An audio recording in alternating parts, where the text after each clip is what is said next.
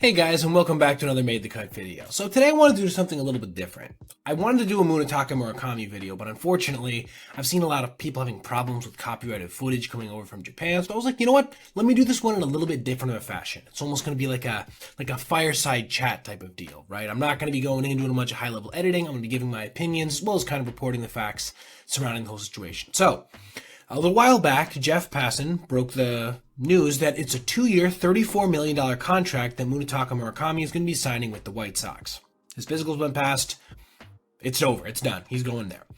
Now, my immediate reaction to this is I think this is a fantastic move for the White Sox. They could use some really good superpower level power in their lineup, and they can afford to deal with some of the strikeouts. They're not going to more than likely be a team that's in contention next year. So if he comes over and bats 180, 190 for, 60, 70 games to start his career, they're not in the same kind of place that some of the other contending teams would have been, potentially having to send him down or something like that. So I think it's a great move for them personally.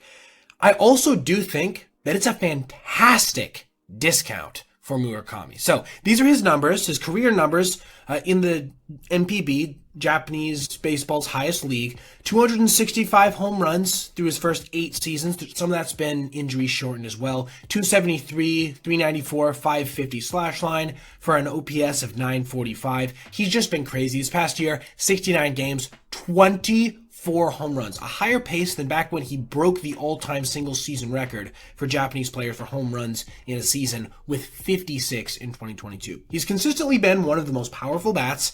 The prior 2 years before that, he was around a mid-800s OPS, which is a little bit less encouraging, I'd say. The biggest problem with him is going to be some of his swing and miss numbers, right? So this is from the Yaku Cosmopolitan, sorry if I'm saying that wrong. But as you can see, the production numbers last season, right? OPS plus of 199, second best in the whole league. 390 ISO, number 1, second in walk rate, 13th in contact rate in the air. That's really good, obviously. First in hard hit rate. But these are the numbers that give you a little concern. 73.4% zone contact rate, right?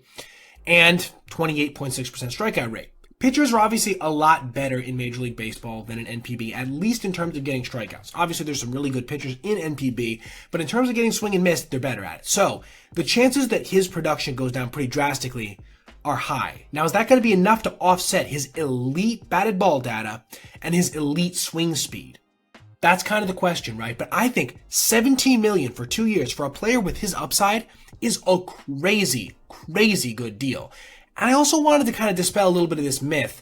Peter Appel made this tweet of Just Baseball, made this tweet back earlier on in the month, which was, these are his numbers versus velocity. There's been kind of a narrative circulating where he hit 0.95 versus pitches over 95 miles per hour this past season, or maybe in his time in NPB. That's just completely not true. His numbers are worse, but he's also not seeing a ton of it, right? So I think that would be unfair to kind of throw out the baby with the bathwater and be like, he can't hit velocity, don't have your team sign him. It's clear a number of front offices didn't necessarily do it to that extent, but kind of gave up. His projected contract coming into this offseason was looking to be somewhere in the 5-year, $100 million range. I think that was industry consensus somewhere where it was going to be. After teams really dug into that data, I think that really kind of soured his market. I think for him, 2 years, $34 million, $17 million a year, it's not a bad deal either, because if he can prove that he is an elite power hitter, it's not too long of a commitment. And then you also do have a relatively decent salary in that time as well. Maybe not necessarily in comparison to market value, but it's not a bad deal for him, I don't think so. And he's in a good position in Chicago to succeed. Overall, if I had to grade this deal for the White Sox, it's an A+. First A+ I've given out this offseason. There is really no situation where this doesn't do wonders for your team. It's going to give you some exposure to a foreign market, really high upside bat, and they don't have locked-in players at first base and third base right now that they can't kind of shift him around in those positions to see wherever he fits best. They also don't have a set DH, so he can't take some at-bats there as well while he gets acclimated. Thank you guys so much for watching, and I'll see you in the next one. You guys be sure to let me know if you like videos like this. I'm not sure if this one's going to stay up. Maybe you guys aren't going to really like it. Maybe I'll end up wanting to take it down for any number of other reasons. But I wanted to go ahead and give it a try, see how you guys like it, see how it performs. I'll see you in the next one. Alright everybody, if you made it this far, I appreciate you watching, and if you did, consider checking out any of these other videos on your screen right now for other content just like this. Also, if you ever see anything you'd like to see me detail in the video, feel free to reach out to my email, basebpoet@gmail.com, and if I end up using your idea, I'll give you a shout out. Thanks for watching. Have a great rest of your day.